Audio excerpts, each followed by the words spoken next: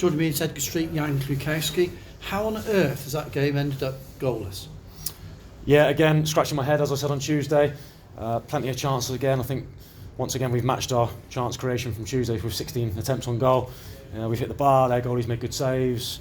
That combined with a bit of poor finishing as well, I must say that, means that we don't get 3 points today, but we do get a point. And were you concerned when the penalty was given to Telford late in the game?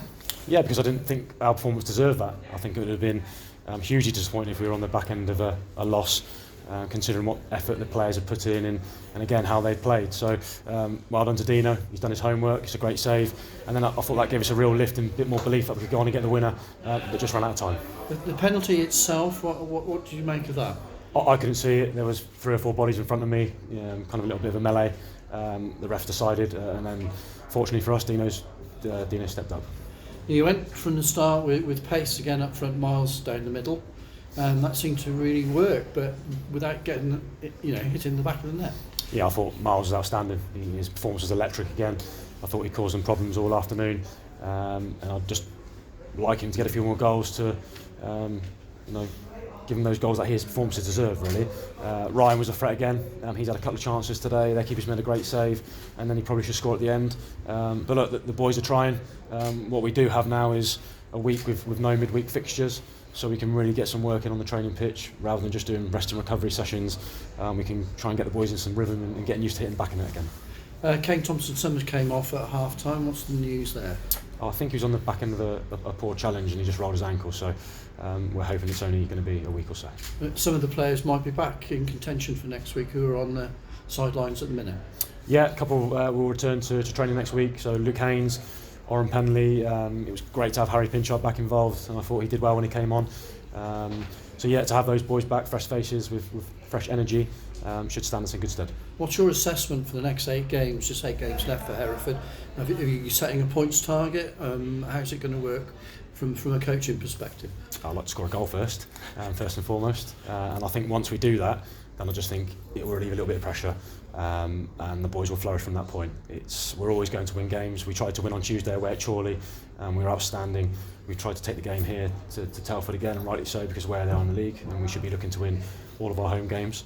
So the mentality and the game plan around trying to win football matches remains, and the boys will give it their best shot until the end of the season. Wing backs seem to be very important for Josh Gowling getting forward. Is that similar with you? Because Levi Andu had an outstanding game today, apart from that penalty. Yeah, that's the modern day fullback. We want our fullbacks to join in and be an attacking threat. They probably, with our central midfielders, cover the most ground, so it's a hard task for them, but it makes a bigger difference to our attacking play, and Levy was so unlucky with the one that's crashed off the bar. I thought his drive, I think he grew into the game, he got more confident as he started to get a few opportunities, so his goal's coming. I know he's got one away at Kidderminster, but I think that's something that he can add to his game. I know he's a defender first and foremost, and it's about keeping clean sheets for him, but I think he's got the ability to add goals and more assists to his game. Now, I'm sure the players will look at it once again as a challenge next week away at Darlington. They're going for one of the playoff positions, so in a way you don't necessarily need to motivate the players for that one. No, the group's highly motivated. They've been outstanding every game that we've been involved in as a group, and they're trying to win football matches for the club. They're desperate to try and make the playoffs if they can. So look, we have to go to Darlington and show that same appetite to win a game. That attacking play that's been very evident over the last 4 games, but we do have to stick the ball in the back of the net. You seem to be enjoying it. What's the latest with your position? Has that changed in any shape or form? No, very much the same. Been given the role to the end of the season, and then obviously the club will discuss that at that end point. So there's no discussions on that point, what points target you might be or something like that? Are you in the frame for that? Would you now consider it if a position was offered to you permanently? Look, I think it's about concentrating on this season and not looking too far ahead, and certainly on Darlington.